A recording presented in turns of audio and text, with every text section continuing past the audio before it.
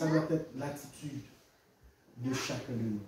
Prier pour nos frères, prier pour nos soeurs, même quand des fois nous entendons des choses mauvaises que ces gens ont prononcées contre nous, mais il faut prier pour eux. C'est ce que le Seigneur veut que l'on fasse.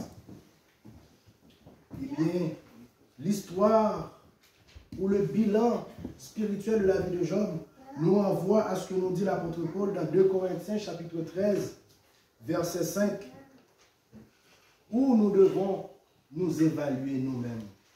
Il est dit dans 2 Corinthiens chapitre 13, verset 5, examinez-vous vous-même pour savoir si vous êtes dans la foi.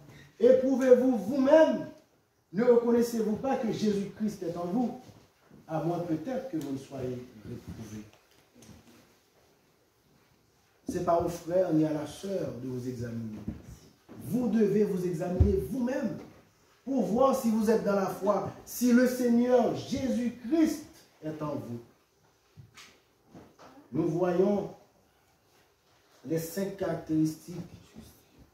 Nous voyons 5 caractéristiques dans ce verset. Quand on nous dit de nous évaluer nous-mêmes la foi et l'épreuve personnelle, nous voyons que Job, à travers l'épreuve personnelle qui est survenue dans sa vie, il a gardé la foi. C'est ce que nous devons faire. La présence de Jésus-Christ dans nos vies. Ne reconnaissez-vous pas que Jésus-Christ est en vous? À travers mes actions, ma façon de vivre, ma façon de réagir par rapport à telle ou telle situation, cela va prouver si Jésus-Christ est dans ma vie. Est-ce qu'on a peur de l'épreuve? Est-ce qu'on a peur de l'épreuve? En tant que chrétien, tous ceux qui veulent vivre purement en Jésus-Christ seront persécutés. Il y aura toujours des épreuves dans nos vies. Que ce soit au travail, au foyer, même à l'église. Nous ne devons pas avoir peur des épreuves, parce que cela purifie, nous aide à purifier notre foi en Dieu. Évaluation des relations. Est-ce que quand j'entends qu'un frère ou une soeur a dit quelque chose de moi, je dois devenir hostile par rapport à ce frère ou à cette soeur? Au lieu de prier pour elle, je le garde comme un ennemi à l'église. Il est avec moi à l'église, il est assis à côté de moi, mais parce qu'il a dit ou fait quelque chose de mauvais contre ma personne, je le garde comme un ennemi. Ce sont des choses que nous devons évaluer dans notre vie en tant que chrétiens. Et c'est avec ces choses, tout comme Job, que nous allons recevoir la grâce et la miséricorde de Dieu. Pour recevoir la grâce et la miséricorde de Dieu dans notre vie, nous devons faire ces évaluations. Parce que la grâce que Dieu nous donne va découler de notre comportement par rapport aux épreuves, par rapport à la situation qui se présente devant nous. Frères et sœurs, nous revenons à notre texte de base qui se trouve dans 1 Thessaloniciens 5, verset 16-18. Soyez toujours joyeux, priez sans cesse, exprimez votre reconnaissance en toutes circonstances, car c'est la volonté de Dieu pour vous en Jésus-Christ. La joie permanente, soyez toujours joyeux. Quelles que soient les circonstances, soyez toujours joyeux.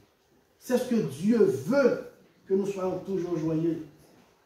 Et nous devons prier sans cesse.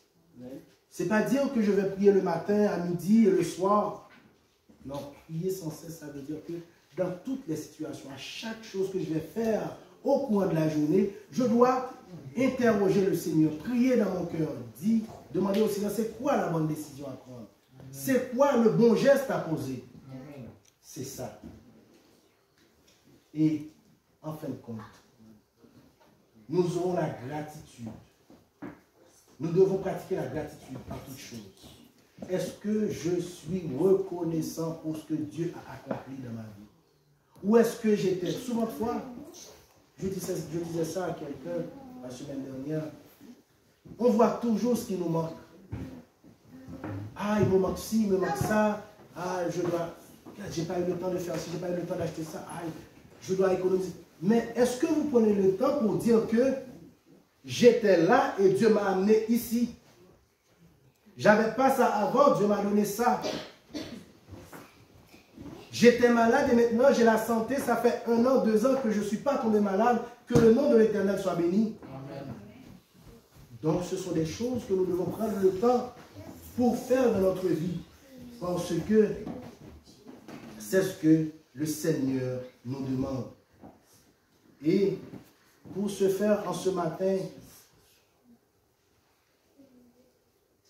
la parole du Seigneur nous propose 2 choses en ce matin. La première, c'est d'être reconnaissant. Reconnaissant.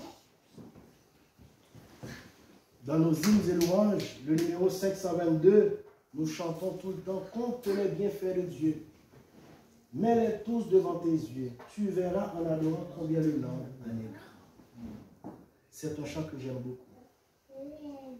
Quand le vol de la tempête vient assombrir ton ciel bleu, les situations difficiles arrivent dans ma vie, au lieu de baisser la tête, je dois compter les bienfaits de Dieu. Je dois les mettre devant mes yeux pour dire que, comme Samuel l'a dit dans 1 Samuel chapitre 7, verset 12, Ebenezer, car jusqu'ici l'Éternel nous a secourus.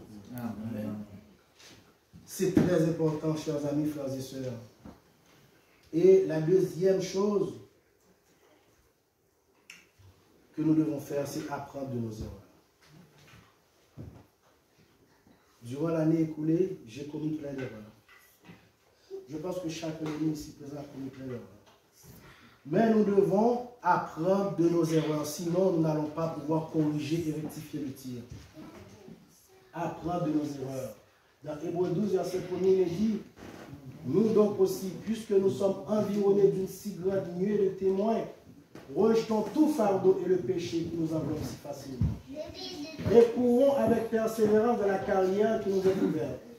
Et en un regard sur Jésus, le chef et le consommateur de la foi, qui en vue de la joie qui lui était réservée a souffert la croix, méprisé l'ignominie, et s'est assis à la droite du trône de Dieu.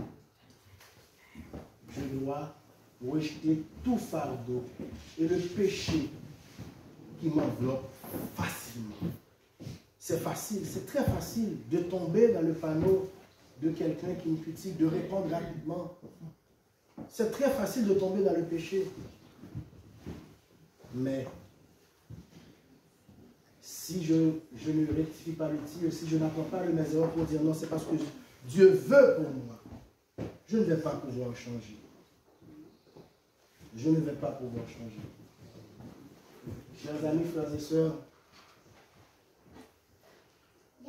le Seigneur veut que l'on change le comportement. Pour que nous progressions, nous devons changer de comportement.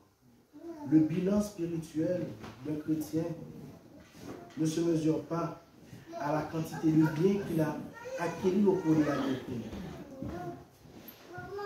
mais plutôt,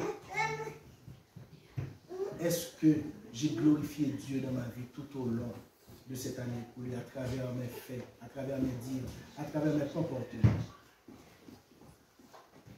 Et en guise de conclusion, je vous laisse avec ce verset que l'on trouve dans 1 Thessaloniciens, chapitre 4, verset 1er.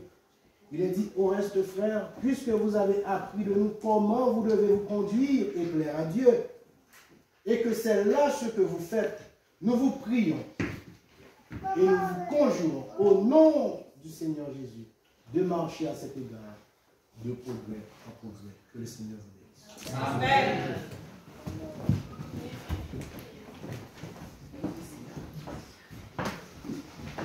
Nous disons merci à Dieu pour le message envoyé.